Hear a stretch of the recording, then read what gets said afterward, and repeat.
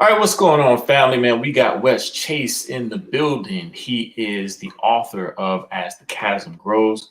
It's a great book. I want to talk to you guys about it today. So you guys don't go anywhere. Stay tuned.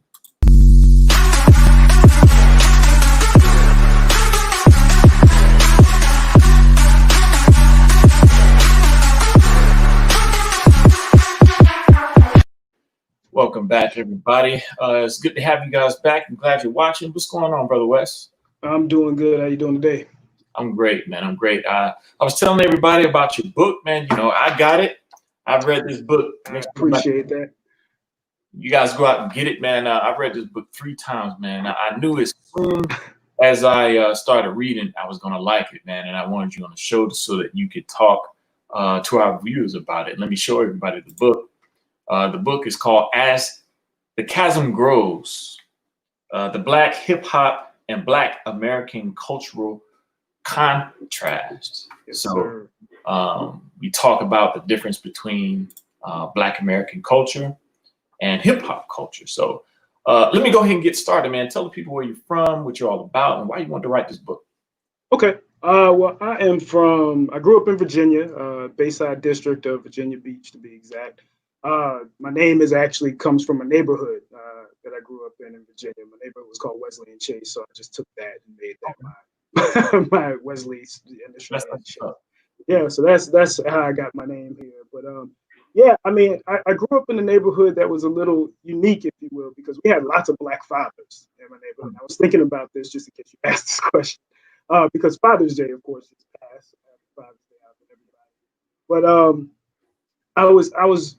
Of course, my father was in my life. You know, there was nobody, you know, bigger or better in my life than my father. Loved my father to death. But I just had a lot of other Black families that had fathers. Now, of course, as time went on, you know, you meet lots of friends that don't have that same family structure, which is unfortunate in our community. But right. What I saw is that I looked out at a lot of them and a lot of what I was doing. And a lot of the people who didn't have fathers were looking for some type of structure.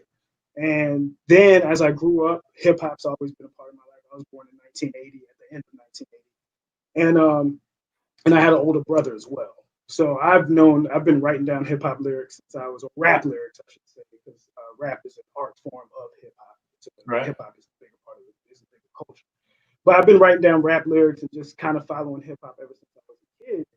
But, you know, as things went on, I went through that phase of also possibly trying to adopt hip hop as my culture. Right. You know, but that's not what my parents were trying to teach me. You know, that's not what my dad was giving to me. That's not what my grandmother or my great aunts, that's not what they were giving to me. And so I got to a point after listening to hip hop or listening to rap music and then kind of contrasting it with what my parents were giving me. What was I going to pick? You know, what was the culture that I really followed?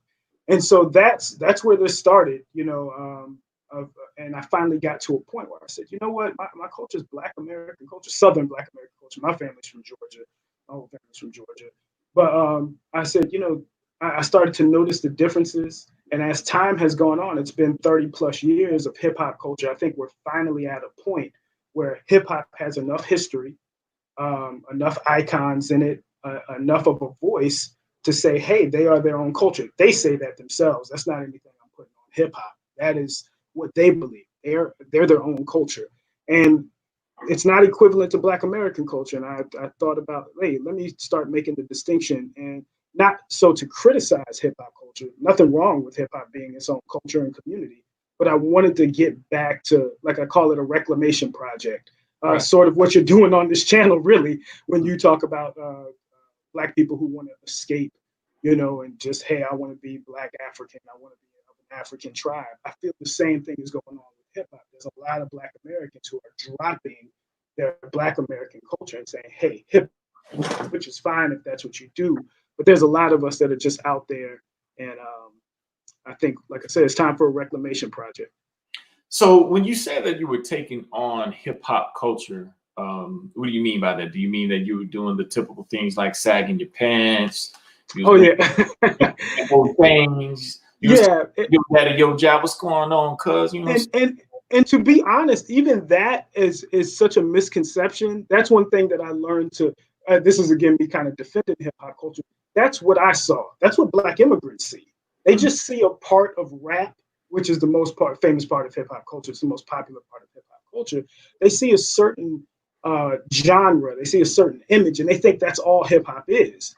And that's not all hip hop is. It's not my job to get into talking about everything that what hip hop is, because my culture is Black American culture. Right. I don't even want to get to talking about what their culture is. They have to define that. Somebody who represents hip hop culture should define that. So I'm talking about you though. But when you were taking on the culture, like for example, were you a rapper? Did you write lyrics? Oh no, nothing like that. I just really just sunk into it as far as I looked toward these rappers as my educators. And that's a big part of culture, is who is educating you, who is inspiring you, that kind of thing. And they were a very young age. I just talked about this. Cool G Rap has a song called Road to the Riches. And I talk about it in the book. It's my favorite hip hop song to this day. And anybody who's never seen the video, go watch the video. I always say the first 20 seconds of that video is more important than most rappers' entire catalogs, because he's an uncle, and he has his nephew sitting on his knee, his lap, and he says, "Hey," his nephew says, "Hey, I want to be a gangster." And he looks at him, he straightens him up, he says, "You can be a rapper, but you can't be a gangster. You don't want to be a gangster." And those are the type of messages that I received early on that inspired me. And then as rap took a different turn, and it began to be about a lot other things, really, that's when I had to come to my own realization of what am I really following here? And what's important to me, and what do I value? Right. Now, one of the very first things I read in the book is about how you identify, ethnically. Yes. And so why do you identify as a Black American as opposed to identifying as an African American? Okay, well, you probably are familiar with this from being from the South. Like, African American is something I didn't even grow up with. I didn't learn that until I got to school, really. And I realized that African American was basically a nice way for white folks and other people to refer to us, because Black was seen as bad. So that's how I learned the term African American came into existence. It really wasn't that we were saying we were directly from Africa, because we had so many years, we had generations on this land and in this country. So I just learned that was just a PC term, if you will. Right. African American. So if a white person were to talk to you, and it was mainly white people, if a white person were to talk to you, they weren't referring to you directly by your color. And so you wouldn't get into a back and forth about that. So that's just how I grew up. I just grew up learning that I was Black, and I was Black American, and Black was not bad. I say it loud, I'm Black and I'm proud. So that's just how I grew up. Right. And I did a show the other day. I think you saw it with Knock 'Em Easy. Yes, I just watched that. We were saying the exact same thing, in that me being from Alabama, being from the deep South, we never grew up with Pan-Africanist ideals. We never grew up around Africans. We never grew up around Caribbeans. We just grew up Black. We grew up American. It was just us, It was a little different in my area, because where I'm from is a big military base. So we do have lots of other people, but it's almost like one other friend. It's not like a community. Right. So what happens when you have your Caribbean friend? One of my oldest friends, is his family's by way of DC. Their family's from the Caribbean, St. Thomas, I believe. And so I've grown up with him all my life, but he was just one. That was it. And so he identified more with us than he was able to probably even express his own culture. It's the same thing. I had a Haitian friend who, because that person was alone, they had to identify, or they felt anyway, they had to mask what they really are. They just wanted to be Black because it was easier. Right. So, and that happens a lot, I think, in the South. Right. And so, there's a lot of people who view our channel who, just for sake of argument, they are Black American, but they consider themselves to be African, and there's this tug of war that goes between the different ideologies, the Pan-Africanists and the Black Americans. Yeah. And all that. I think that there's a lot of people who find shame in being Black American. There is. Yeah, absolutely. Right. What are your thoughts on that? It's because of our history. You know, I used to say when I was a kid, I was like, you think our ancestors got punked. That's why you act the way you do, because all you're taught is you're taught that we were slaves for this amount of time. And as we talk about in the book of the slave mentality chapter, Right. why it took so long. I don't think people give our ancestors credit of why it took so long to get to where we were at. And that is where I think a lot of it stems from.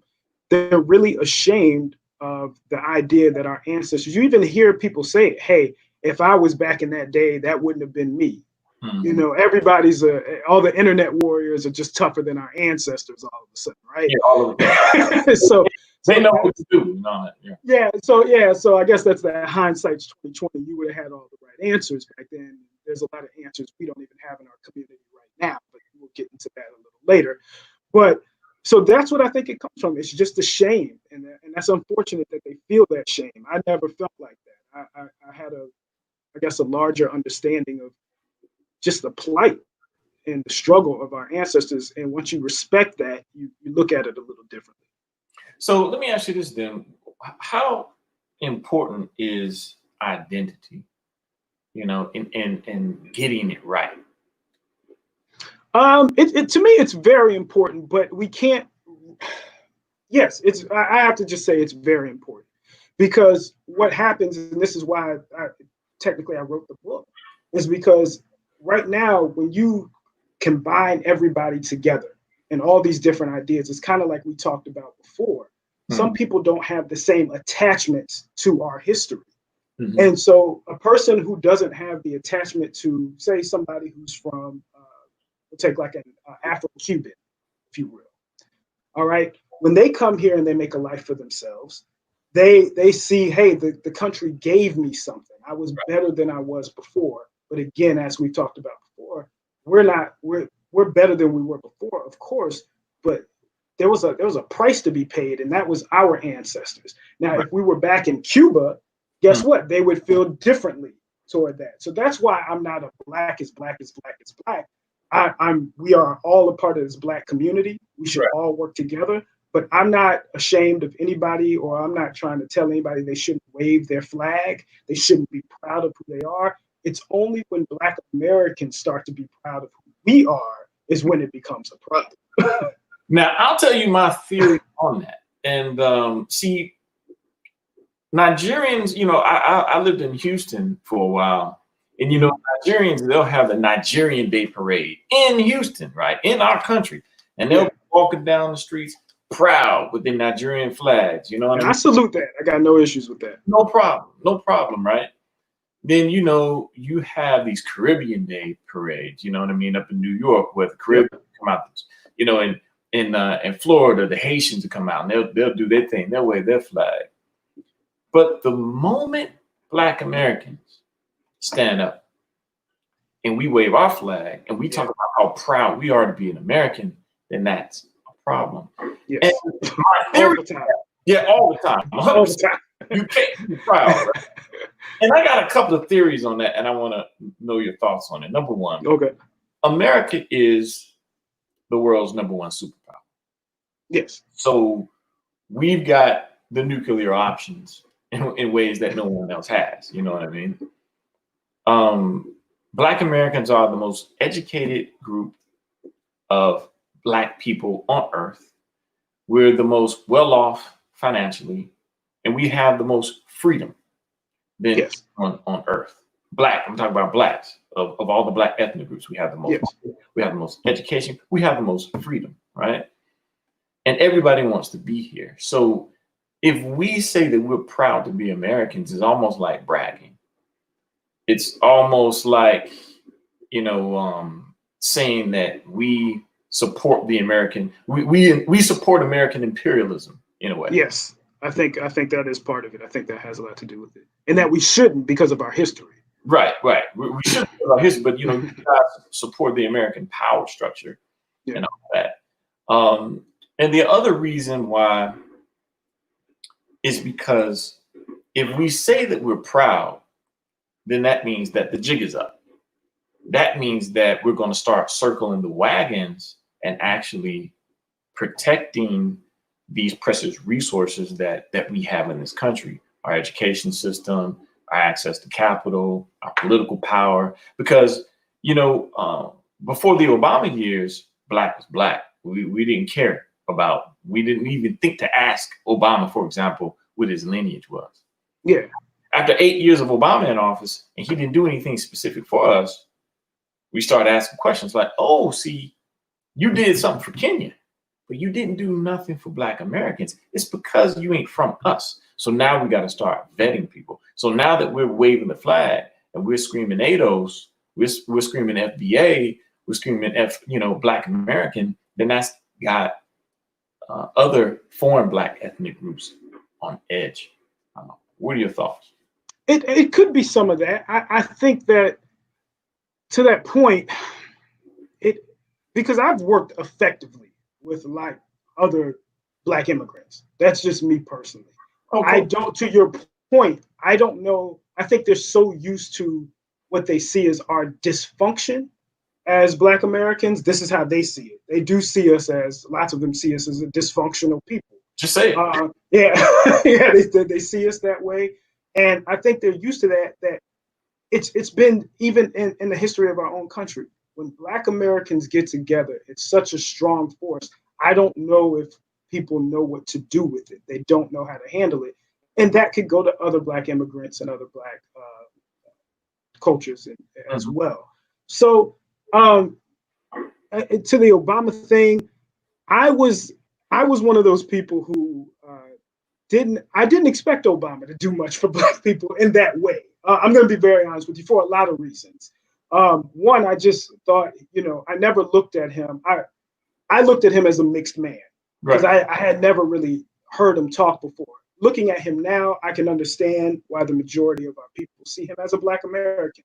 I get it from the perspective of his life, how he is, what he looks like, because how society treats you as well is also kind of fundamental to your identity, correct? Like if you can just try to identify, if I try to go out here and say, hey, I feel like a Mexican, that doesn't make any sense for me to feel like a Mexican because there's nobody in society who's going to treat me in that way. So in Obama's case, I do understand that, but I just saw him as the Jackie Robinson, if you will, of politics. He got in there. He really had to be the president of the United States. So I didn't have too much beef with Obama. I wasn't looking for him to do much, I guess, in that way. So you accept him as a Black American? By the way he's treated, yes. By lineage, no. He's not. He's just not. There's no way. He's a white American and he's a Kenyan. So by lineage, he's not a Black American at all. Right. But I do understand his experience. Just look at him. Because when you look at him, there's no way I couldn't even tell he was mixed at first. Right. And once somebody tells me they're mixed, then that's how, I don't know how you go through the Tiger Woods kind of thing. You don't know how they identify as themselves. So I identify you as mixed. That's just the way I do it. Until you start to speak, until you start to show me what you're trying to do in the community and things like that. And then I can change my mind. Right. But no, by lineage, he's not a Black American in that way. Not at all. Right. That brings me into your book, As the Chasm Grows. We're talking about the difference between Black American culture and hip hop culture, right? Yes. And so the reason why I want to bring that up as a topic is because, we were talking earlier about how a lot of times Black Americans, we struggle with this issue of identity, and identity is very important. And a lot of times people try to shame Black Americans for many different reasons, right? Yeah. But one of the ways that they shame us is through hip hop. Yes. Right. And they'll say, oh, look at you with your gold teeth in your mouth. And this is what Africans say. This, on social media pages when they're, when the African and Black American thing is beefing. Yeah. Look at the way you dress. Look at the way you sag your pants. Look at all the tattoos on your face, and they brand Black Americans as that image of little flippy flop, little tang, or whoever these guys are. Right. Yeah. And you were talking about in your book how at times, I guess we get tired of being branded as that, so we try to escape into some other identity because we don't want to be associated with that. Yeah. So that begs the question: what's the difference then between Black American culture and hip hop culture? Well, at this point, the hip hop community and hip hop culture is so expansive. It includes so many different races. It includes so many different cultures. It includes so many different ideas, which is going to make you have different projects that you're going to be working on. Black Americans, we're going to have to really focus on what our legacy is, what we want to pass on to our children, what we want to identify with, and how we want to set up this country for our people going forward. And I just don't think, as me personally, as a Black American, I don't think I could possibly do that in hip hop culture because there's so many other people to contend with. Hip hop culture is just not Black people. We can recognize where hip hop started at. We can recognize that started in the heart of the Bronx and Black and Latino neighborhoods, and it's primarily been molded and shaped by Black people. But look where cultures grow. That's the same thing we talk about with Black American culture. At one point in time, we were Africans in this country. You were. But as time went on, what happened with our culture? We grew into what is Black American culture now. I think that's what's happening with hip hop. And I honestly don't have any issue with it. Again, to defend hip hop a little bit, those images that you see is not what it is to be hip hop. Right. You know, that's just the main popular thing in rap music, but that's for hip hop to clean up. That's not my job. You know, if they feel like that's what they want out there front and center, representing them the most, they can discuss that and make noise about that and go about that process however they want to. But for Black American culture, I want to make sure that we know who we want to be, what we want to represent, and what laws and legislation we want to start getting passed for our people to move forward in this country. So, you know, you talk about laws and legislation, right? So it seems to me that when you talk about Black American culture, you know, you listed in your book about some people who you see as the icons of Black American culture. Yes. You talk about the Frederick Douglasses of the world. You know, you talk about, you know, the Fannie Lou Hamers of the world. You talk about, you know, the Demarc Vessies and our Nat Turner and, you know, our freedom fighters, right? Yes. Thurgood Marshall, et cetera, et cetera. And you made this distinction between Jay-Z and Dr. Martin Luther King Jr. And you talked about how Jay-Z said that, you know, hip hop has done more, you know, for culture, you know, worldwide than some, you know. Yeah. How did you say that? Well, it was actually his quote. I don't want to get his quote wrong. I may need to pick my book up for this. I you got it. Yeah, read the quote exactly, because I don't like to quote people incorrectly. Right. And in that quote, he's actually excluding Dr. Martin Luther King. So when I go on to name those people, I'm saying, hey, my icons aren't just Dr. Martin Luther King. All these people. So when you put hip hop above what these cultural icons have done, I can't agree. Right. So I got it. You said on 13, you said, I think that hip hop has done more for racial relations than most cultural icons. Yes. So hip hop has done more for race relations. Yeah. And I disagreed with that, of course. I'm glad he said it, because I think it sets the tone for, there's clearly a difference between hip hop culture and Black American culture. He's setting that tone in my personal, my personal view. But then that's when you went on to talk about Dr. Martin Luther King, and like, okay, so what are you saying, that hip hop has done more than Dr. King has? Is that what you're saying? No, not at all. Because he excludes Dr. Martin Luther King. That's what I have in the book. That he's saying, not excluding Dr. Martin Luther King, hip hop has done more than everybody. Basically So that's when I name all those other people, because I'm like, hey, Dr. King just isn't our only icon in Black American culture. You're going to have to talk about Medgar Evers.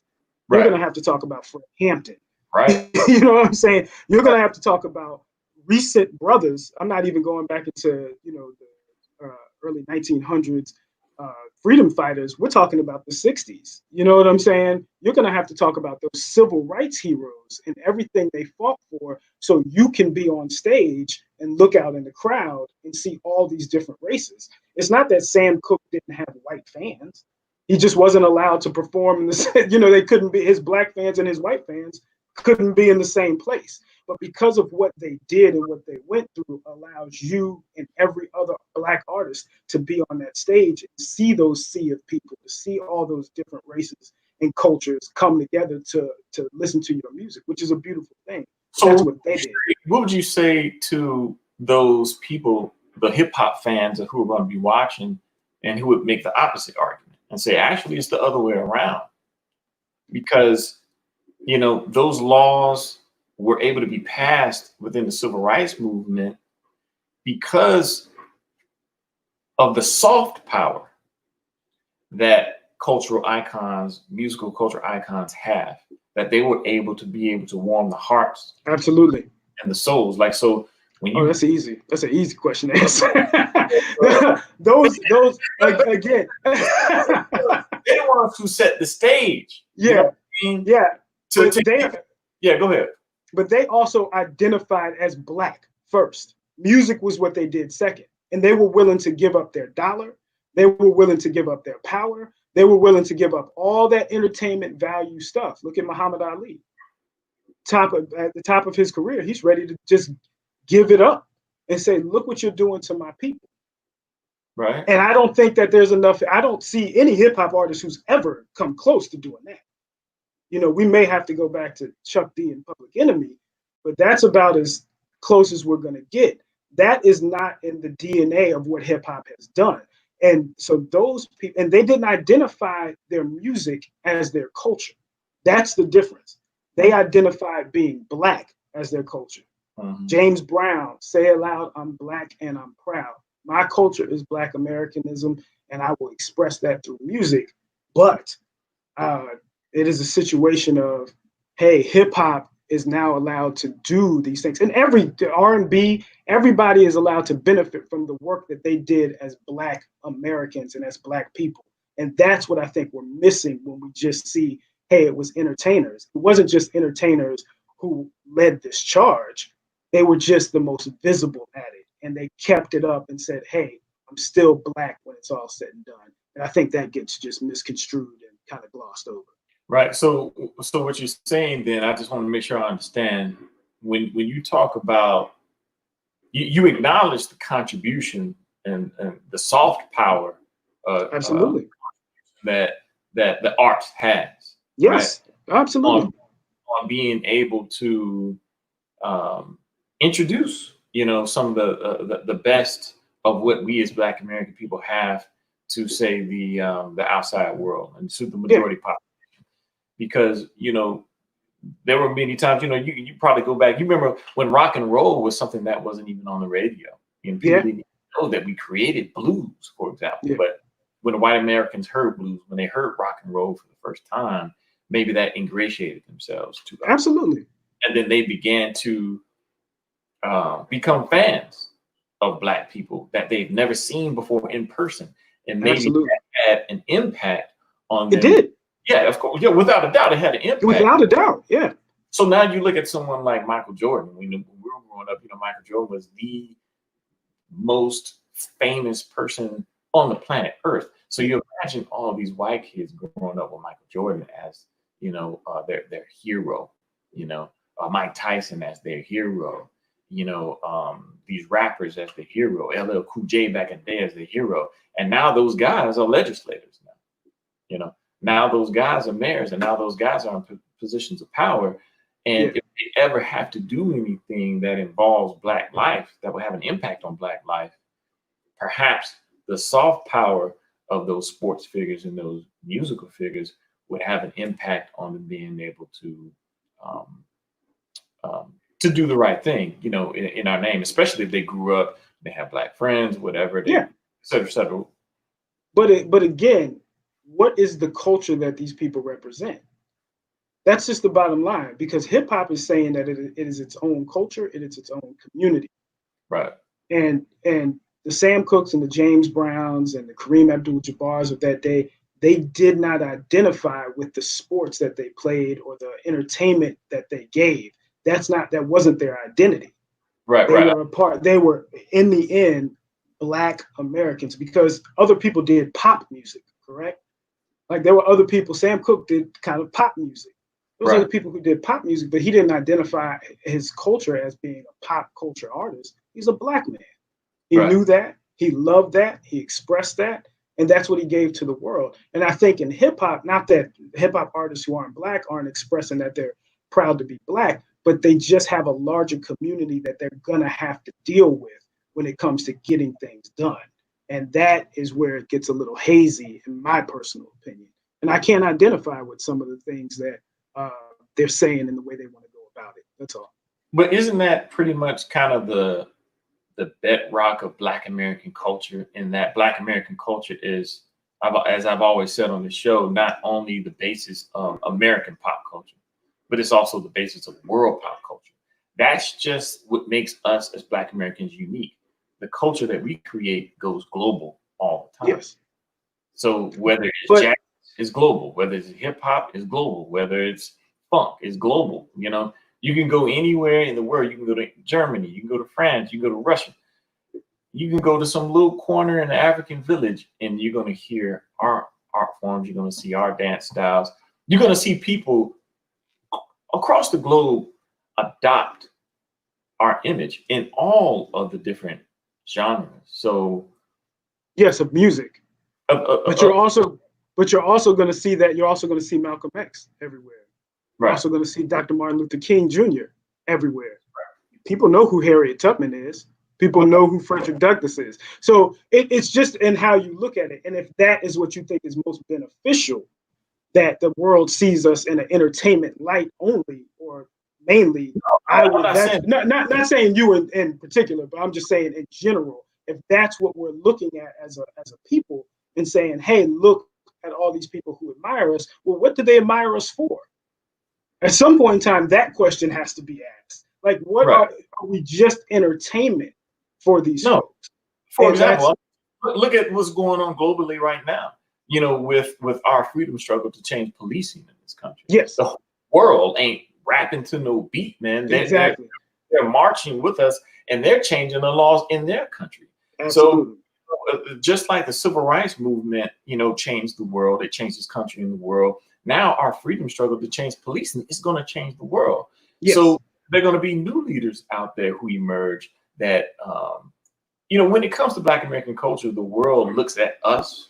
There you go. You move the needle across the globe with regardless of whatever we do. And so we are the ones who are the drum majors. We are the drum majors of cultural change. We are the drum majors of political change. And so if we say, hey, look, this is the movement that we're on, we're going to change policing. Everybody else will say, that's what the Black Americans are doing. We're going to do it too. What's going to do? Yeah, to see like statues of slave traders come down in other countries is huge. I mean, you know what I'm saying? I looked at that and I said, man, that's crazy to see that, just the impact that. So what when we take to the streets as Black Americans, and anybody else who comes out there with us, but when we're going to take the brunt of that. That's what the world follows. That's a beautiful thing. Right. And that's why I say it's bigger than hip hop in that way. It's bigger than music in that way.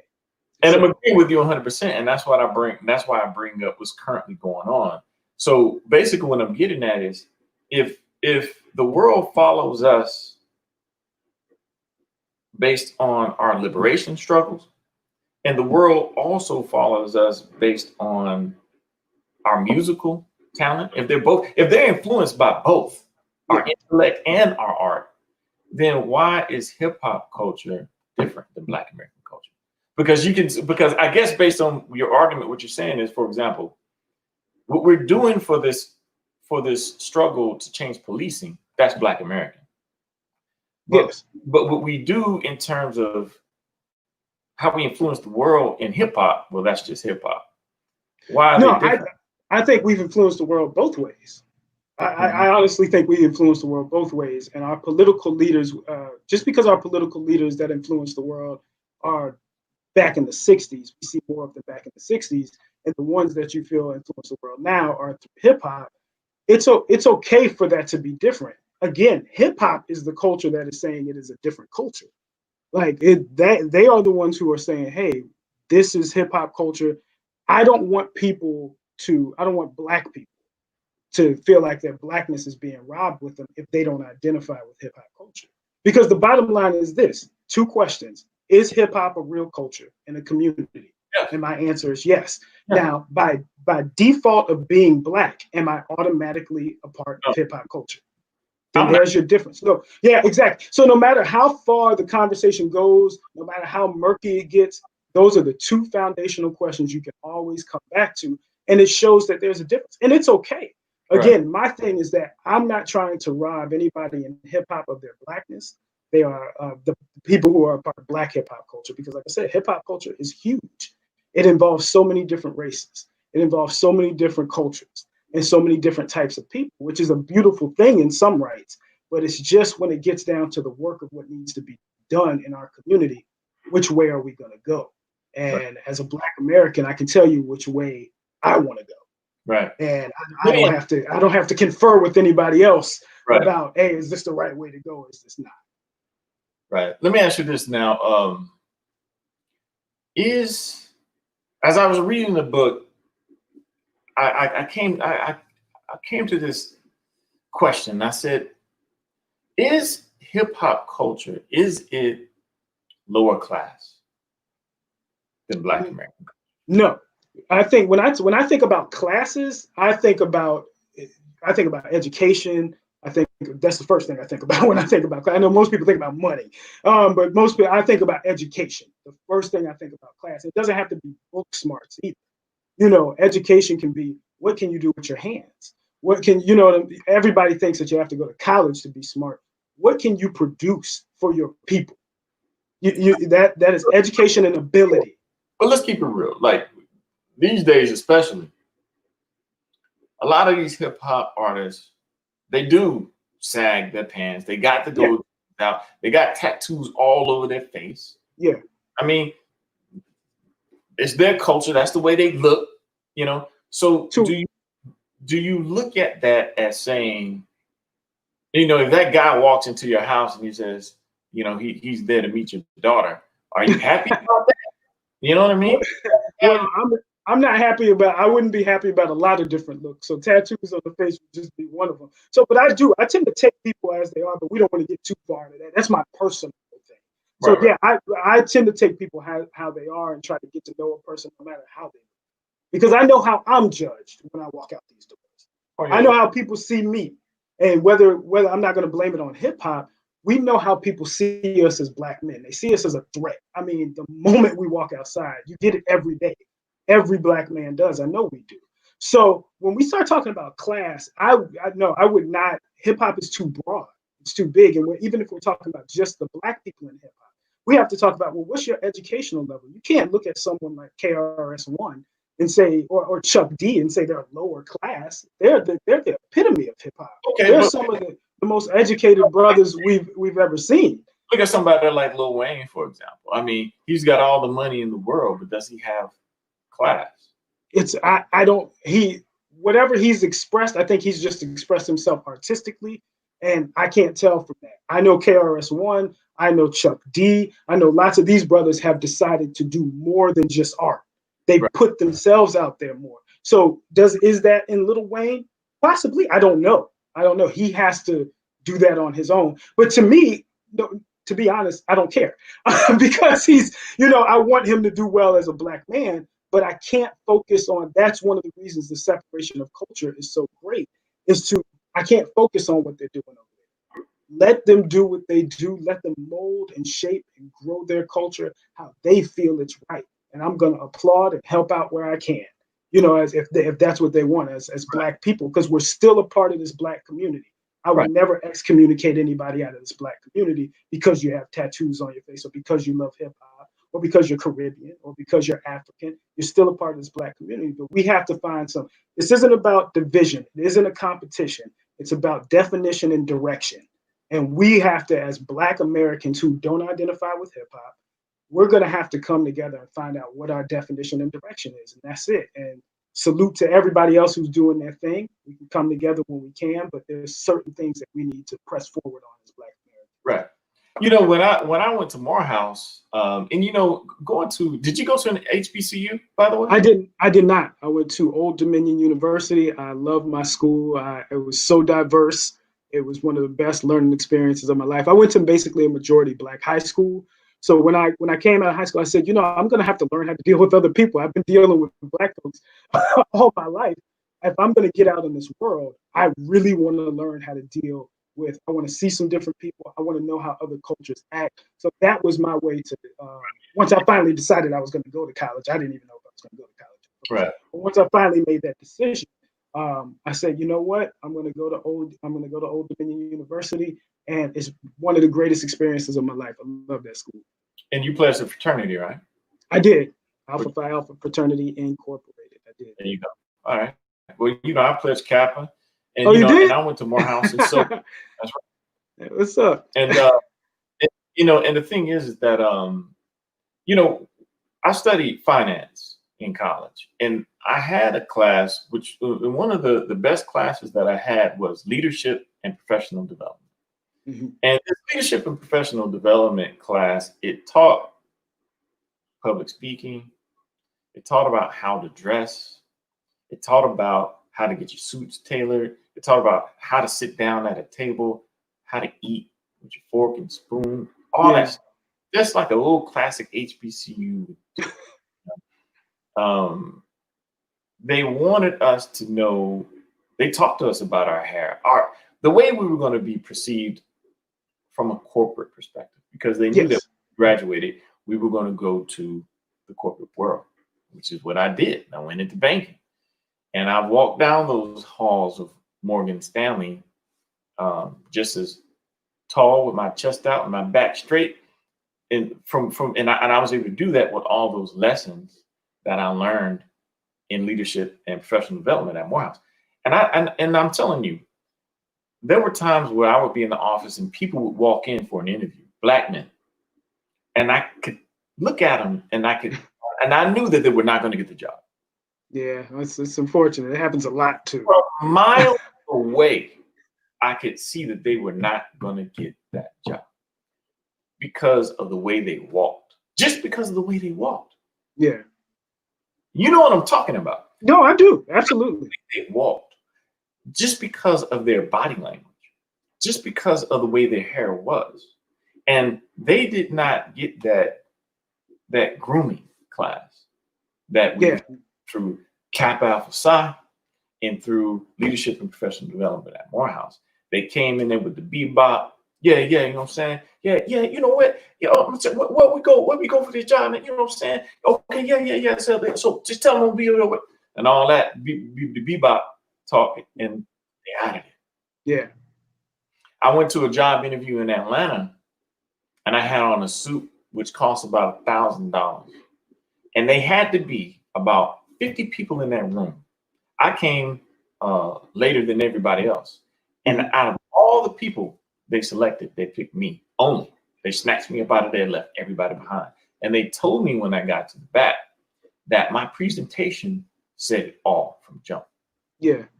$60,000 a year right there, just on my presentation, the communication style alone. And so I say all that to say this. A lot of times with the hip hop culture, it comes with a difference, a swag. It comes with, we'll just leave it there. It comes with a swag that does not fit into the world of the corporate world.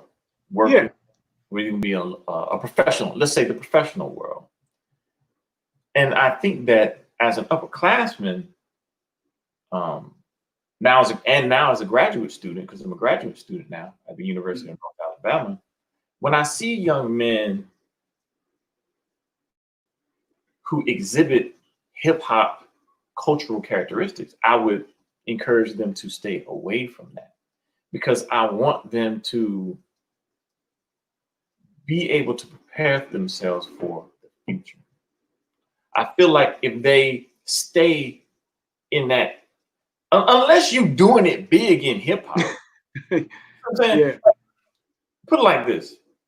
For me, I feel like hip hop culture is good if you're actually working within hip hop culture. If you're earning a living within hip hop culture. Yeah, it's definitely best for you then. Yeah. Yes. But if you're not working in hip hop culture, if you're not working for a recording studio, if you're not gainfully employed within that industry doing something, then you're going to hold yourself back tremendously going Yeah, it forward. could be a detriment. What I would say to that, I think one of the, and again, I hate to get to talking about what value system is in hip hop because it's not my culture, and it's so anybody can get in the comments and correct me at any point in time. But I just think that hip hop, what it promotes is individuality. Right. You still there? Yeah. Okay, I'm sorry. Yeah, hip hop promotes individuality at all times, at all costs. And if you leave that individuality behind, you're not being true to self. I think that's what a lot of people take from hip hop. And as a Black American in Black American culture, you're taught, hey, there is decorum in certain places. You know, you're going to act a certain way. We call it code switching now. There's all sorts of words for it. Right. But to make it in this world, some people, if we don't have the entertainment level value talent to work in hip hop, then yeah, you're gonna have to. That's just the reality of the world. And I just think that there's a lot of people who struggle with that, whether they're Black American or whether they're hip hop culture or whether they're that could just go for anybody. How much do I give my individuality and show this is the person I am versus kind of code switching and adapting to what the environment likely is calling for. And I think that's a struggle that a lot of Black people have. But if you are a part of hip hop culture, I think it probably is more within you to say, I'm going to be who I'm going to be at all times, no matter what the situation, because this is who I am. And I think that's one of the lessons. That's one of the early lessons I got out of hip hop as a kid. And then I realized that wasn't working for me. It just as a person, that wasn't working for me as a person. And again, I looked at my dad's life and I looked at his struggle and what he had to do. He was drafted, into the military and how he had to go about his life and things like that. So once I started looking more at my own culture and kind of putting hip hop down, that's when we get to what you're talking about now is, hey, in different places, you're going to have to be a different person. And it's not betraying who you are. No. You know what I'm saying? It's not a betrayal to who you are as a person. That's one of the things that you probably see in a lot of Black immigrants. It's not like they don't have a good time and get wild and so on and so forth, but they know when they get into a different space, they have to act differently for that space. And so that's why you see a lot of when they come over here, we've had that conversation about who comes over here as well. But when they get over here, why they're able to excel because they understand decorum in different situations. And I think a lot of Black people, whether they've identified themselves as Black American or Black hip hop, we have that individuality issue within us as to what should I give to the public? How should I be? Am I betraying myself? And that kind of thing. And I think that's unfortunate that so many people have that. I never really had that problem but no time in my adult life have I had that problem. I had more of that issue when I was a teen. Right. By the time but to your point, you're talking probably about 25-year-old men, 26-year-old men who are still struggling with that, do I act like this or do I act like that? Or I'm not going to adjust myself at any cost. Well, this is who I am, and that's who they have to accept. Let's go ahead and say it, because the thing is the idea of being white. Like that too. Oh, absolutely. Oh yeah, absolutely. I'm not white. Oh, I'm yes. not dressed white. Yes. I'm not gonna walk white. Absolutely. Speaking like Kobie speaks, he speaks like a white man. I'm not gonna wear a suit and tie. That's punk stuff or whatever. You know what I mean? And I hate suit and ties, by the way, but I will, when it calls for it, I don't, I'm going to put one on if that's what the situation calls for. I don't need to express my individuality because I'm not bigger than the setting. At some point in time, you have to kind of realize where you're at. You're not bigger than the setting. So, that's where I guess I think a lot of people just have that issue of how they're going to comport themselves. And like I said, that's unfortunate that we have so many grown men going through that. That's something that I would expect as teenagers, but grown men, we need to be a little bit But better in that sense. that 50% of young Black men do not even graduate from high school in the United States of America. 50%. Yeah. So, do we really have the numbers of high school graduates who are actually graduating? And then those 50% that graduate from high school, many of them don't even go to college. Yeah. And those who go to college don't graduate. So do we have the time to sit up here and be okay with hip hop values? We don't have a choice because people get to expect, and this is the point. Because if we stay in the same cultural space, this is the argument we're going to have. Do we have time for what you all are doing? I believe in quality over quantity.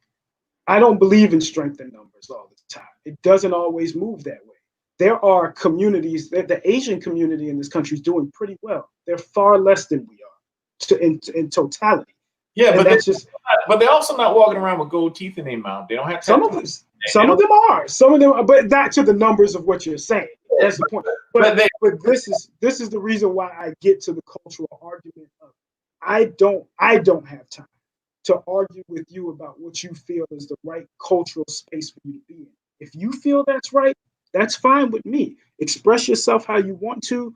But there's too many of us. There's a brain drain going on in the Black community of people just tapping out of being Black, whether it's Pan-Africanism or whether it's saying, hey, they think I'm white, so I'm not going to contribute to what's going on over there. I'm going to worry about me and my family, and that's it.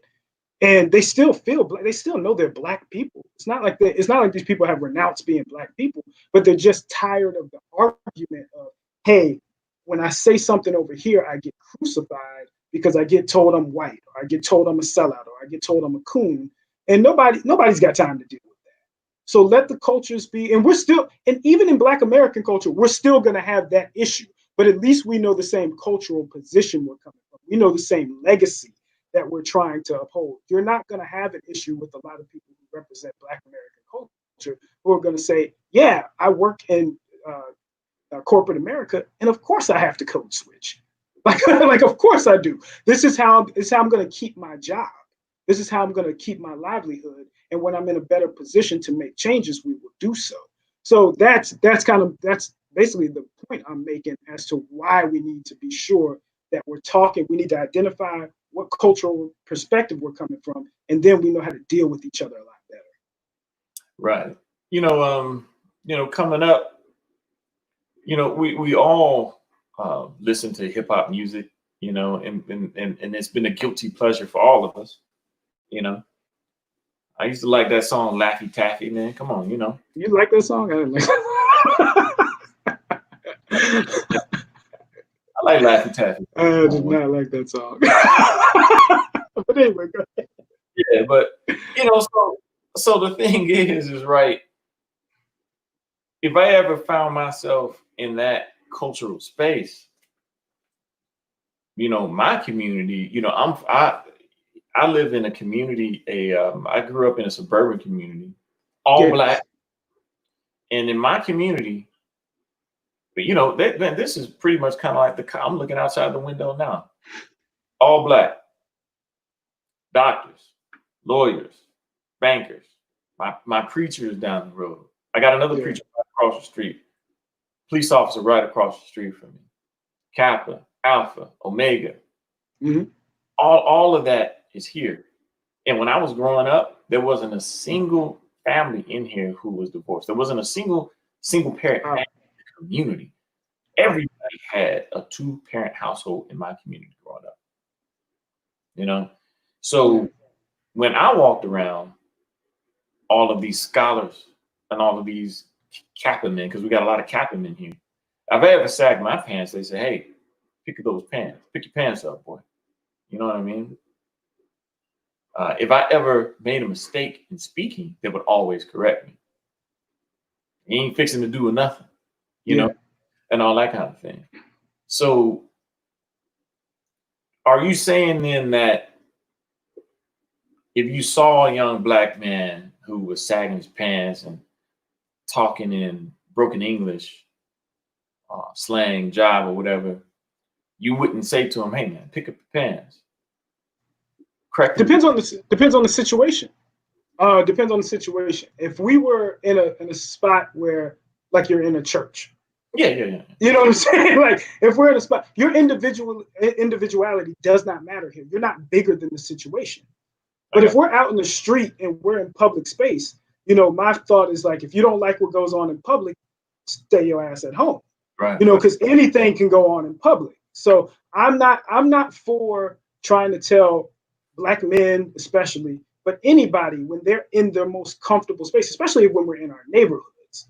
That's where I'm definitely against it. If you're in your neighborhood full of black people, it's not like white folks are driving through giving out applications and they're just like, well, I drove through and I saw these guys with their pants hanging down. I won't give out an application today. Like, I want people to be comfortable in their space. Mm-hmm. Like, I'm for that. So if that's what makes you comfortable, if that's what it is, that's fine. So it's all about the situation. To your point, if you come to a job interview like that, absolutely. What are you, like, brother, what are you doing? It may be too late at that point because you've already showed up. Right. But it is like, brother, what are you doing? But nobody, like, this.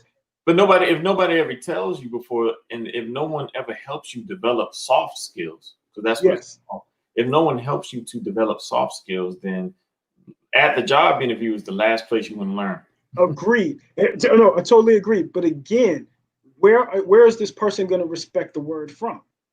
Because culturally, that's what he's going to. So if somebody from his culture, who's of hip hop culture, is going to tell him a few things, he's going to listen to that word more.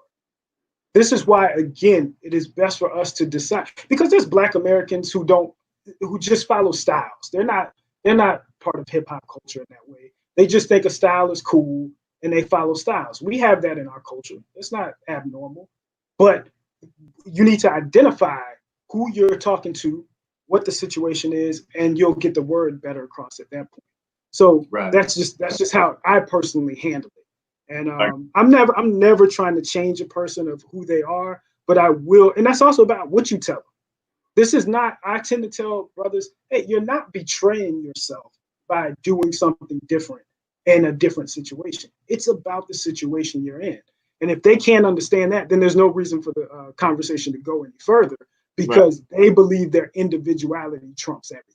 Right. And I do think that's a lot. People who follow hip hop culture, I think that's what they get out of it. It's about individuality. It's about expression and expressing yourself. And I, as a black man in Black American culture, I just didn't grow up with everything is about expressing myself and showing who I am as a person. That's just not what the world is about. Right. In at the very back, of your book, you say, when you think of Black Americans, what images come to your mind? Yeah. Honestly, what do you see when you think of a Black American male and a Black American female? And for a lot of people, that image is going to be a rapper. Yeah, absolutely. Absolutely. It's going to be a rapper. You know what I mean? It's going to be the those ones who are out there, and the female they're going to think about is Beyonce. So basically, Jay-Z and Beyonce represent what Black American is all about right now. I would slightly say even just a lot of these other rappers that they see as well. I mean, to your point, people, because they don't have tattoos all on their face. You know what I'm saying? So it's a lot of other rappers who they see as well, who it's going to come to mind. But just the culture in general is what's going to come. Yeah, just the culture in general and what they think is the culture. Because I'm going to be honest, to defend hip hop culture a little bit, I don't believe that's all right. I know hip hop to be more than that. I just don't think the world does. So are you good with that? That if people think about what Black American culture is, the first thing they think is hip hop. Is that okay with you? Or would you rather they think about Black American culture? I would rather they just expand their mind, period, and think about the whole spectrum of what Black people are. To your point, when you even talk about Black immigrants, that's one of the reasons I'm maybe a little softer with Black immigrants who come here, because I know what they see. I always say, as soon as I meet a Black immigrant, I already know the first word they have in their head is, those are the niggas. There go the niggas over there. You know what I'm saying? And is that their fault? It's all in the music. It's all over. It's inescapable. So that's not their fault. And I don't look at them or treat them in a bad way. I just show them who I am, and then they see something different, and they can start to, see that there's a different way. There's different types of us. We're not monolithic in that way. Right. And so that's just the way it is. And I can't be mad at it. All I can do is just say, hey, let's get together and stand together as Black American culture and show the world something different. Because we, like I said, we have a brain drain, and we have a lot of people who are just tapping out, and they're quick to get up and say, well, I'm not Black. I'm just American. I'm not, which is cool. You can be, I'm American too, but the society tells you, and I'm not comfortable. I don't feel it's safe enough to me to live in a society where I can't acknowledge my Blackness. That's just crazy. Right. That leads me into the next question. A lot of people will see hip hop culture as kind of being a culture that's on the fringes, a subculture of Black American culture, right? Yeah. And a lot of people within that culture will disconnect themselves from American identity. What does being an American mean to you? Okay, and kind of as we talked about a little bit earlier, well, that was before the show, actually, the pre-show. You have to have a desire to see this country win. And you have to have a desire to sacrifice for other people in this country, other Americans in this country. And if you don't want to sacrifice for other Americans, if you don't want to see this country win, and if you don't want to defend this country, then that to me is un-American. That's the basis of being un-American. So if you are just waiting in the wings to see this country fall, yeah, it doesn't matter what your birthright is at that point. You're betraying what it is to be an American, in my personal opinion. Right. Well, it's all right to want to see change. It's all right to want to see white supremacy fall. It's all right to want to see certain types of aspects of our culture go down as an American culture. I mean, so it's as American society, it's okay to want to see certain things go away. But if you just want to see the country burn, that's un-American. It doesn't get any more un-American than that. Yeah, but you have a lot of people who watch this show who will say in the comment section that America's going to burn. You better hurry up and go to Africa. Time's up on America. This place is trash. They're killing us. The police killing us. They're gonna kill you too, Wes. Hurry up. Yeah, and they're waiting for America's downfall. Yeah. They don't identify as Americans. They identify as Africans. And I see that. My personal opinion is that I see that as problematic. And yeah, I agree. Why I see it as problematic is because what's at stake. You are going to you're basically just taking your ball. You're going to pick your ball up. You're going to walk off the court, and you're not even going to play the game. You're not even going to try. You're not even going to try to play the game. Yeah. You say, you know what? I'm mad at y'all. I'm bitter. I'm picking up my ball. I'm gone. So I'm not going to go to university to study because that's the white man's university. I'm not going to join the United States military because that's the white man's military. I'm not going to fly the American flag because that's the white man's flag. I'm not going to wear no suit and tie. That's the white man's clothing. Mm-hmm. I'm going to do everything I can do to disassociate myself from mainstream Black American culture and just be the antithesis of Wesley Chase and Kobie Smith. So I'm gonna dread my hair up. I'm gonna put gold teeth in my mouth. I'm gonna put tattoos all on my face. I'm gonna sag my jeans because I know white folks don't like it. I hope they're not doing it for that reason. I'm just gonna rebel. I'm gonna be that Negro, and I just see that and I'm like, okay, well, that's cool when you're 16. That's cool when you're 17. That's cool when you maybe in a cipher and you rapping, but then you get children, you turn 35, you turn 40, and you still doing this thing. now you've wasted your life in hip hop culture and it hasn't benefited you. So basically what I'm saying is I'm fine with hip hop culture.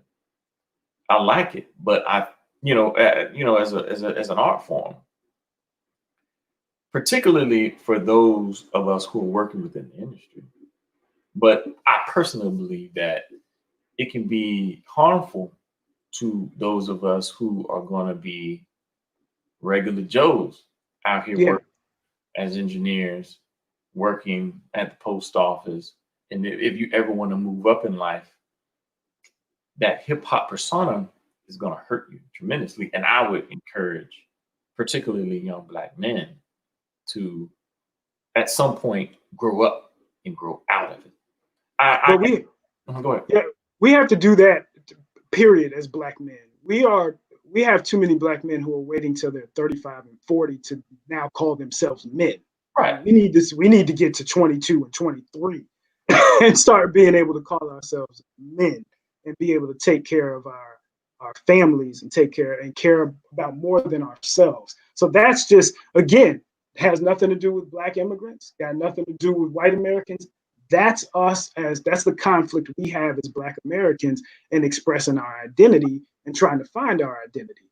So whether you're Black hip hop, whether you're Black American, we have to look in the mirror because we need a healthy people to have a healthy culture and society.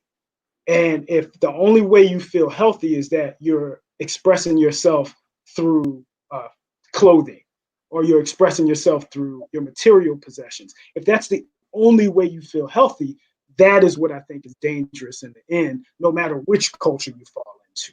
And you just we got to realize and see the bigger picture. And to your point, we have to tell people and talk to each other and say, hey, there's a bigger picture out here. And you have to, if you're going to be in this society, there's a bigger picture. And it's not betraying yourself to be, to adjust, because that's what life is. I adjust in my daily life for my son. You know what I'm saying? Like, I have to adjust. I can't do what I used to do because now I have a son in my life. I have a 2.5-year-old. So I have to adjust. That's not betraying who I am. That's just recognizing the situation is different and that I need to comport myself differently.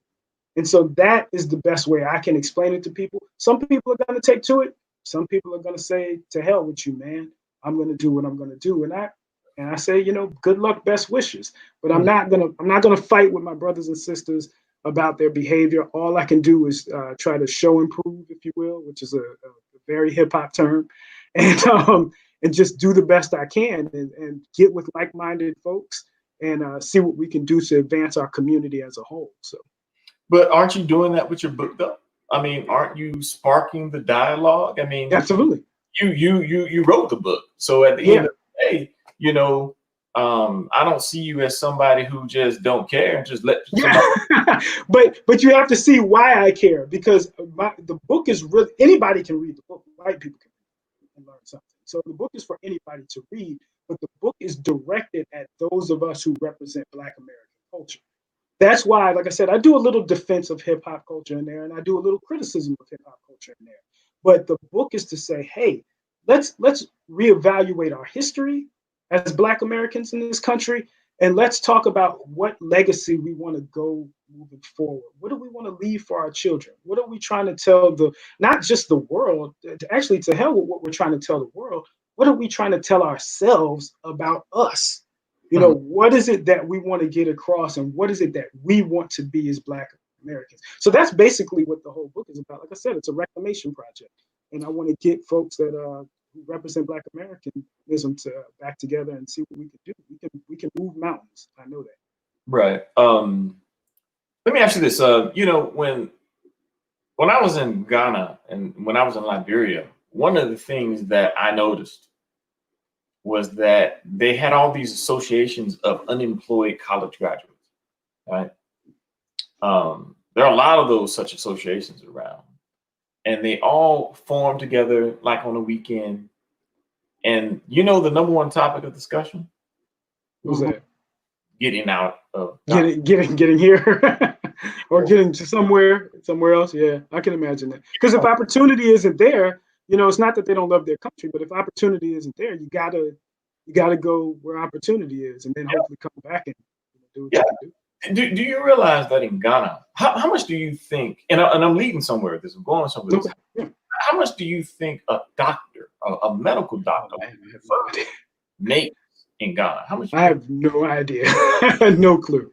Bro, like it's 2,000 Ghana CDs like a month if they get paid. Some of these doctors, man, they go 3 months without even getting paid. They go on strike and they like, you know what, we're not even going to go to the hospital if we don't get our money. You owe us back pay for 3 months. You know? Yeah.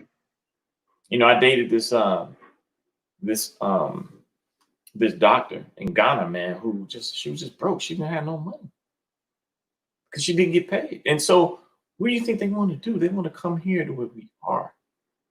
Because sure, they're gonna have to, they're already doctors, so they're gonna have to come over here and they're gonna have to, get recertified or whatever. But within due time, they will get a recertified, and then they'll be within the professional world. They'll be making their money, doing their thing, right? They already have those professional skills right now that they're in Ghana. They already have great speaking ability, great professional skills. Look, a professional is a professional. I don't care. Period. Yeah. You in China, whether you in India, whether you in Australia, the professional people can be in a group of other professionals and recognize one another. You see what I'm saying? Yeah, absolutely.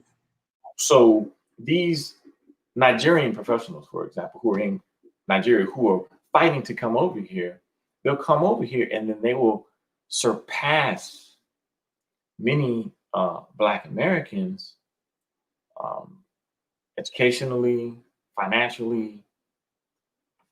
And those very Black Americans that they're passing, in my view, are some of these hip hop minded individuals who don't have any professional skills. Did hip hop hold them back? No, because it's a choice of you make, and that's the last part of the book. Self reparations. We have to start looking in the mirror at some point in time. It's an individual choice. Right. Now, if we have to start being smart enough to know, or to use our vision and our eyes and our discernment of what's going on around us as Black people. So I'm not into. Listen, there are lots of things that in this country that affect us negatively just by being Black. Right. But the things that we can control, I am all for saying, look in the damn mirror and fix what's there first. So I'm not going to blame it on hip hop that held you back. I'm not going to blame it on your situation at home that held you back. You have to decide within yourself who you're going to be and what you're going to be. So again, I don't know if that is the lesson that is taught in hip hop. I'm not saying that it isn't, but that's the lesson that I want to start teaching in Black American culture, is that we're going to have to start looking in the mirror, becoming healthier people within ourselves, taking more responsibility, caring about more than ourselves, more than our vanity, and contributing to our community and our culture. So that is the conversation that I want to have again with us that represent Black Americanism. But I can't look at any one genre of anything and say, oh, that held me back, because you have the choice, especially in this country, you have the choices. You can make the choice you want to make. So you have to look in the mirror at the end of the day and say, hip hop didn't hold me back. The fact that I didn't grow up, that's what held me back, whether I followed hip hop or not. Right. And that's an excellent point that you make, because, I got friends, 70% of Americans do not have a college education. Yeah, I was thinking about that too when you said that. I was like, that's probably a lot. Now that I think about it, I was like, there's probably a lot of Americans who just don't have, to your point, don't have college degrees. Yeah. Pull up the stat, you'll see. Yeah, I have to look that up. But yeah, I wouldn't be surprised. Yeah. Just Google the percentage of Americans with college degrees. And because just like you said earlier, most people, some people will go to college, they just don't finish. Yeah, they just don't even finish. And so that's So this country is essentially run by high school graduates, and then so just the small minority of us have college degrees anyway. Yeah. The thing is that I have many friends down here in Alabama who graduated from high school, and that was it. My nephew just graduated from high school. So you have people who graduate from high school, then they go to the post office and they work there and they retire. They go Nothing to wrong with that. they work there, retire. They go work for UPS, they retire. Salute. Salute. It's a beautiful life. If you can do it, it's a beautiful life. Hey, check it out. They get married. They make $30,000 a year. Their wife made $30,000 a year. They bring in 60 grand a year to the house. Over time, they figure it out. You know what I mean? And I come back home and I see my friends who've never gone to college living their best life. Yeah. And and the thing is I think that a lot of African immigrants and Caribbean immigrants don't understand this. They don't understand how rich America is. They don't understand. I don't think we understand sometimes how rich this country is. We don't understand. We fight with each other for scraps. I mean, there's so much money here. It's too much money. You see, but here's the thing. You see, the African immigrant, they're not on the same track as we are. See, because we've been here since the beginning of this republic. So we are grandfathered into this nation. When African immigrants come to this country, they only going to go to just a handful of places. They're going to go to Chicago, they're going to Atlanta, they're going to New York, they're going to go to LA, they're going to go to Houston, and that's it. They're just going to go to these major cities. We in the sticks, we in the dirt, we in the backwoods, we all over the place. We'll graduate from high school and then we'll go work for the mayor's office. We'll go work in the doing the processing for driver's licenses. Yeah. You know what DMV, I mean? Yeah, but we go work at the DMV. And it's just all good. Enjoy. And so the thing is we can make enough money. Basically all I'm saying is this: we don't have to work as hard. I would agree. Oh yeah. And we know that. And we know that. We know that. So you're 100%. You're 100% right. 100%. So the mentality is different when they get here. The drive is different. Yeah, it's totally different.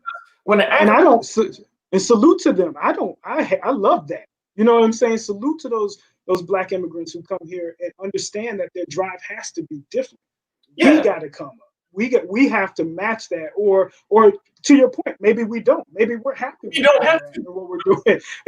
so because look, my friends, man, they love their weekends, boy. Yeah, love their weekends, man. They love their off days, man. The only thing, my friends love going to concerts. They love playing basketball. They love playing golf. Whatever their little leisure thing is they want to do, they love doing that. They spend their time in the clubs, drinking, having a good time. The thing is, being an American, it's not hard to just go out and go to the park and enjoy it. I lived in DC, man, and I just love walking around DC. All this history, all this culture, man, all these different art studios and all this stuff. Being an American, man, we live in the richest, most powerful nation in the world. We don't have to try as hard as African immigrants do. So when they come here, they got to get 3 PhDs from Harvard in order to achieve, to be okay. We can just graduate from high school and be like, oh, good. So when an African immigrant comes over and says, hey, I came over here with 10 years, I got a PhD from Harvard. Okay, but I wasn't trying to. Yeah, and a lot of us are not trying to. But there's a lot of white Americans not trying to. 70%. You know what I'm saying? None of them trying to. And the reason why, because you're going to go, look, you got a lot of white Americans who graduate from high school, they go work at BF Goodrich, and they good. Yeah. Their wife work at Kroger, the wife a manager, and they all right. What are your thoughts on the African immigrant mindset of high achievement and all these degrees versus the Black American grandfathered into American mindset of, hey, look, I'm just trying to enjoy my weekend and be good.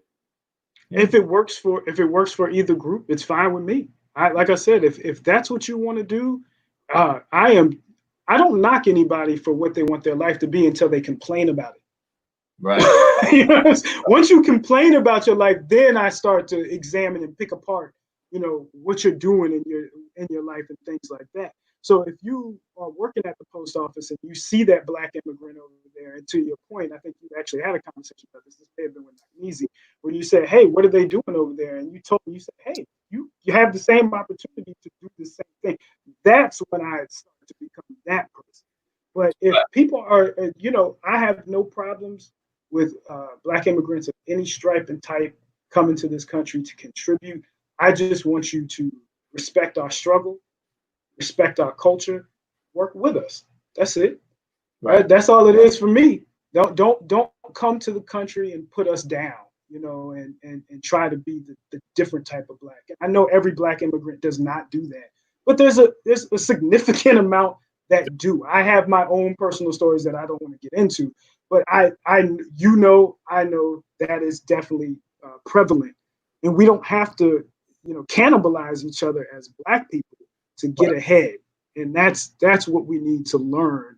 Period. So even with my book and talking about the separation of cultures and the differences between Black American and Black hip hop, or Black American and Black Caribbean, Black American and Black African, we should be able to operate within our cultures and bring our achievements to the larger community and say, hey, look what we did over here.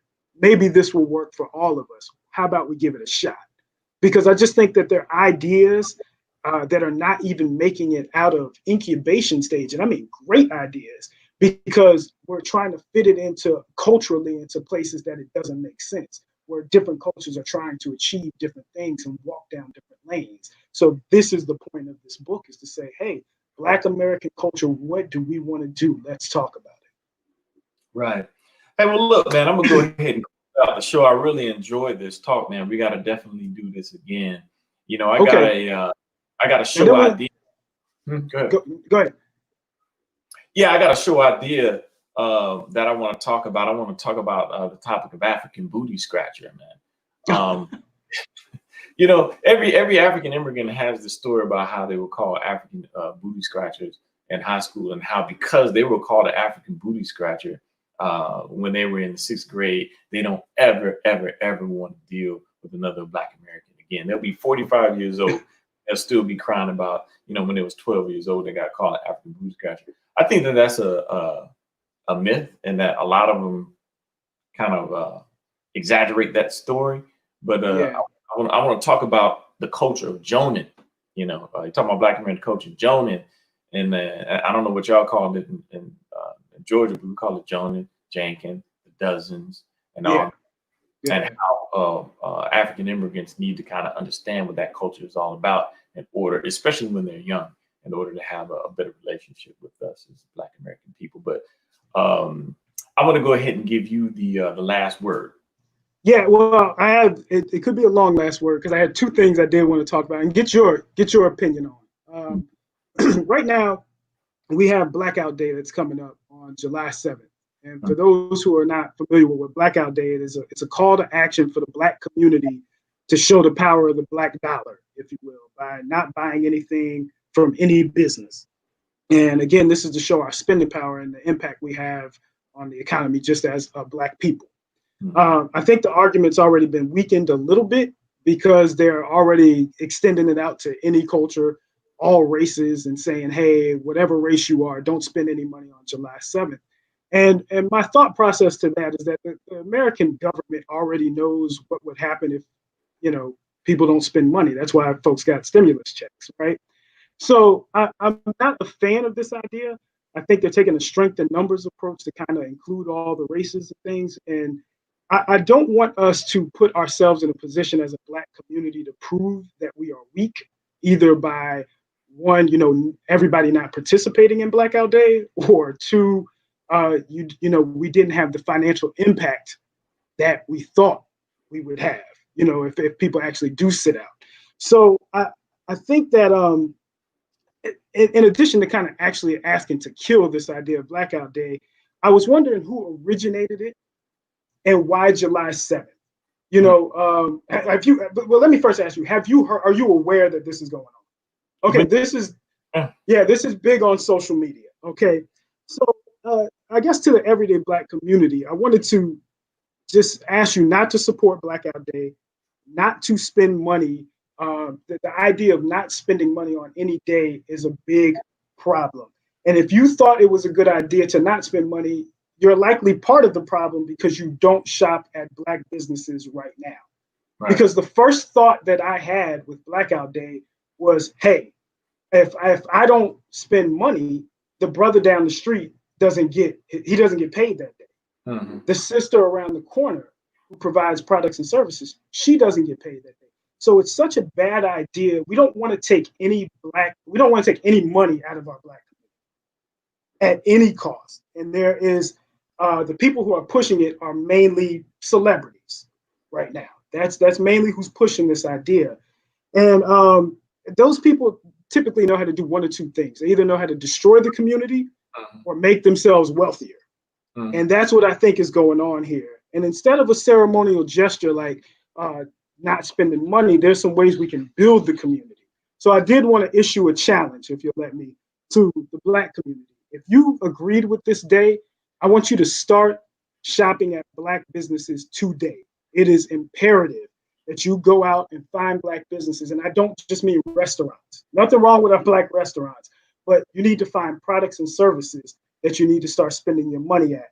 For those of us who already shop at Black businesses, I'm asking that we go online and find a Black business, such as go to www.blackamerican.com.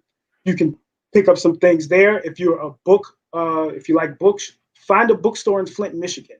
Find a bookstore in Oakland, California, and purchase from Black bookstores there. So now we're making our Black dollar reach out a little further and affect some other places. To all these people who, the non-Black people, the people they call allies, my thing is, if you marched this past few weeks, if you posted anything about Brother George Floyd, if you screamed Black Lives Matter, or if you destroyed property in our name, which we did not ask you to do, for 1 week, July 4th through July 11th, I want you to start weaving Black businesses into what you do, the products and services, again, not just restaurants. And this is for the non-Blacks, because what we want to do is we want to bring money into our community. That's how we bring outside money into the community. It's not just about us circling our dollar throughout the community. We need to bring new money into the community.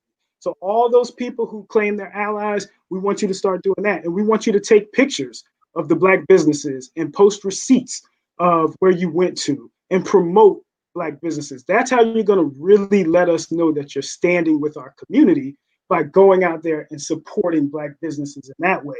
I'm not asking non-Blacks to just only shop at Black businesses for a week, but the point is to start weaving them in. You have to start weaving them in, and then they'll become a habit. And that's what we're trying to create. We're trying to create a situation where non-Blacks are habitually going and buying products and services. And for the celebrities that are pushing this, my challenge to them is a 52-week challenge, if you will. I want you to post a Black business a week. That shouldn't be too hard. You should be able to, it shouldn't be a Black business that you have financial ties to. It shouldn't be your brother's business or something that you have a personal tie to. Find Black businesses throughout this country. Use your platform to promote Black businesses, and again, bring attention and bring money into the community. Strategize with your other Black celebrity friends, if you will. We don't want one day where everybody's posting Black businesses. We don't want Sunday at noon to be Black Business Day. Right. We want a situation where for 7 days out the week, for a whole year, different celebrities are using their platforms to post and promote Black businesses. That's real growth, in my opinion. That is the way we're going to grow our community and build our community. And I think the final point that I wanted to make about this is, why July 7th? July 7th is on a Tuesday. Right. And like, I'm not an economist, but I'm pretty sure that Tuesday is the day of the week where people spend the least amount of money throughout the week anyway. So the fact that you're advocating to do this on a Tuesday after a major holiday weekend, I don't understand the strategy. It's baffling to me. Why would you make Blackout Day, if you're going to do this, you would ask to not spend money on July 3rd or July 4th or July 5th, major spending days that will actually have an impact. But my thought process is a lot of these celebrities do not want this to happen because they're going to go have their fun on that weekend. They're not going to give up their business opportunities. They're not going to give up their money-making opportunities. And they're not going to sacrifice for the culture and the cause that they say that they love. And I think that's problematic. So I just don't understand the lack of strategy in this way. And I think the problem in our community, as we've kind of touched on, is that too many of the people in our community believe just because someone has the platform to entertain us, that they have the platform to lead and guide us. And I think that's where we keep falling short. And at some point in time, like I said, we're going to have to look in the mirror as a Black culture. And again, it has nothing to do with Black immigrants, has nothing to do with white Americans. It's on us. And we have to question what we're, putting value into, what we're putting energy behind. And we just have to learn how to effectively grow our community. So that's the last word I wanted to say about that coming up. Please don't take your money out of Black businesses. Encourage other people to buy from Black businesses and weave it into their daily habitual spending habits. And we'll grow our community. We'll actually see our community grow as opposed to a ceremonial gesture of just not spending money at all. So I don't know what your thoughts are on that. Thank you for letting me get that out because that's very important. Oh, yeah, no problem. Well, I'll tell you what, my thoughts on that are this right here, man. I'm going to use my platform. I want you guys to go out and get As the Chasm Grows, the Black hip hop and Black American cultural contrasts by my guy Wesley in Chase. I really hope that you guys enjoyed the show. I'm going to put my Cash App up there at Black American 01. So if you found value, in this conversation, you can help this channel grow, by supporting us. Tell everybody where they can get the book. It's on any Amazon right now. So whatever country you're in, just go to Amazon, type in As the Chasm Grows, look for Wesley and Chase, and it'll be there for you to pick up. Either on Kindle, you can get it as an ebook, or you can get it as a paperback. Right. And what I'm going to do is I'm going to put a link in the description for the book. So you can just go to the description. You can buy it and just really support this brother, man. He did well. It's a great book.